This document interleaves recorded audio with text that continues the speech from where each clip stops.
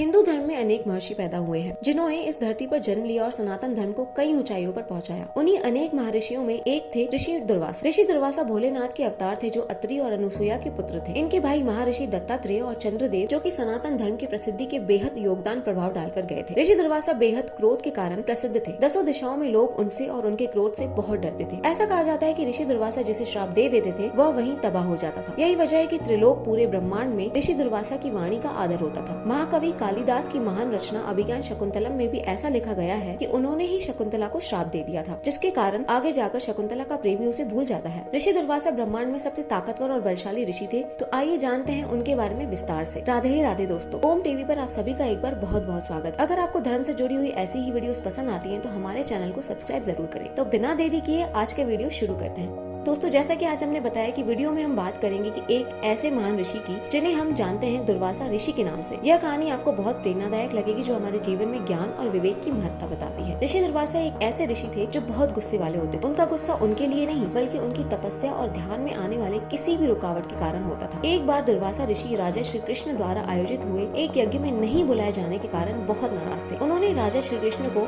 एक बहुत ही कठिन परीक्षा देने का निर्णय लिया। दुर्वासा ऋषि ने राजा श्री कृष्ण को एक फूली हुई लौंगी देने का आदेश दिया था, जिसे राजा श्री कृष्ण को उस समय खाना था जब वो उनके यज्ञ से बाहर निकले। लेकिन यज्ञ के समाप्त होते ही राजा श्री कृष्ण ने उस फूली हुई लौंगी को खाना भूल गए। यह भूल राजा श्री कृष्ण को बहुत पछतावा दिलाती है। वे दुर्वासा ऋषि की कड़ी तपस्या और ध्यान का अच्छी तरह से जानते थे और इसलिए उन्होंने अपनी भूल के लिए खुद को सजा देने का निर्णय लिया। दुर्वासा ऋषि ने राजा श्री कृष्ण को अपने घर पर जाने का आदेश दिया जहाँ वह उनकी भक्ति का एक दिन गुजारेंगे। इस दिन वहाँ कुछ भी नहीं मिलेगा जिसे वह खा सके या पी सके। राजा श्री कृष्ण ने दुर्वासा ऋषि के आदेश को मानते हुए उनके घर जाकर उनकी सेवा की। दुर्वासा ऋषि के घर में रहते हुए राजा श्री कृष्ण ने उनकी सेवा के लिए अपने शरीर की सभी आवश्यकताओं से वंचित रहे। उन्होंने दिन भर दुर्वासा ऋषि की सेवा करते हुए गुजारा। दुर्वासा ऋषि को राजा श्री कृष्ण की सेवा देखकर बहुत प्रसन्नता हुई। एक बार एक श्री कृष्ण भक्त ने दुर्वासा ऋषि से मदद मांगी थी। दुर्वासा ऋषि ने उसे एक माला दी थी जिसे श्री कृष्ण को देना था। इसे देने से पहले श्री कृष्ण ने माला को अपने दोस्त से उठवाया और माला को अपने गले में डाल दिया। दोस्त को यह बात नहीं पता थी कि श्री कृष्ण ने माला को अपने गले में डाल लिया है। दुर्वासा ऋषि ने श्री कृष्ण से माला मांगी और उन्होंने उन्हें याद दिलाया कि वह माला उनके दोस्त के पास है। श्री कृष्ण ने माला को निकालकर दुर्वासा ऋषि को दे दिया। इस प्रकार दुर्वासा ऋषि का अपनी शक्तियों का जोर श्री कृष्ण को भी अनुभव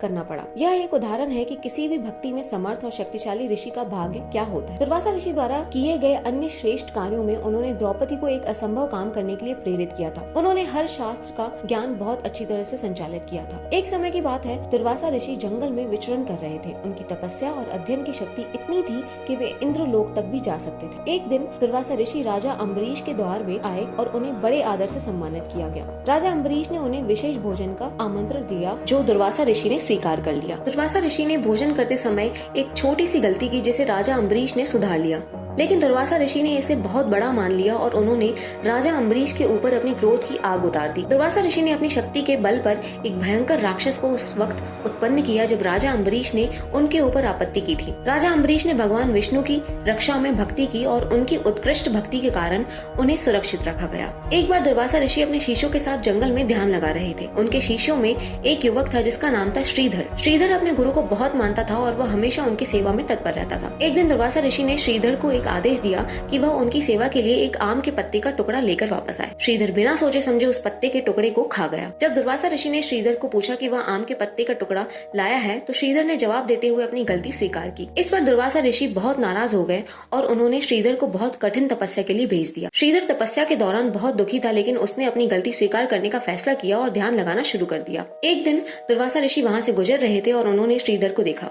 उन्होंने श्रीधर से पूछा कि उसने अब तक उस आम के पत्ते का कभी टुकड़ा नहीं खाया होगा। श्रीधर ने दुर्वासा ऋषि को बताया कि उसने वास्तव में आम के पत्ते का टुकड़ा कभी नहीं खाया था, लेकिन उसने अपनी गलती स्वीकार की थी जिसके कारण उसे तपस्या के दौरान कष्ट झेलना पड़ा था। दुर्वासा ऋषि ने श्रीधर से माफी मांगी और उसे अपने शिष्य के रूप में अपने साथ वापस ले गए। इस घटना से श्रीधर ने सीखा कि अपनी गलती स्वीकार करना बहुत जरूरी होता है और उसे सही करने के लिए तैयार रहना चाहिए। यह घटना दुर्वासा ऋषि की दया और क्षमा की एक उदाहरण है जो हमें सिखाता है कि हमेशा सच्चाई का सामना करना और अपनी गलती को स्वीकार करना बेहद महत्वपूर्ण होता है। एक बार दुर्वासा ऋषि अपने शिष्य के साथ वन में तपस्या कर रहे थे। उन्हें भूख लगी थी, इसलिए उन्होंने अपने शिष्य से खाने के लिए कुछ मांगा था। शिष्य ने खाने के लिए धनिया लाई, लेकिन दुर्वासा ऋषि धनिये से खुश नहीं थे। वे अपने शिष्य को धनिये को ले जाकर उससे पूछते हैं, क्या तुमने इस धनिये को धोया है? शिष्य ने उत्तर दिया, नहीं महाराज, मैं ऐसे धोना भूल गया। दुर्वासा ऋषि बहुत नाराज थे। उन्होंने शिष्य को कड़ी से कड़ी सजा देने का फैसला किया। उन्होंने अपने शिष्य को कहा, जब तक तुम इस वन में इसी स्थान पर तपस्या करते हो तब तक तुम्हें रोटी या कुछ भी नहीं मिलेगा। शिष्य दुर्वासा ऋषि के निर्देशों के अनुसार उस स्थान पर तपस्या करने लगा।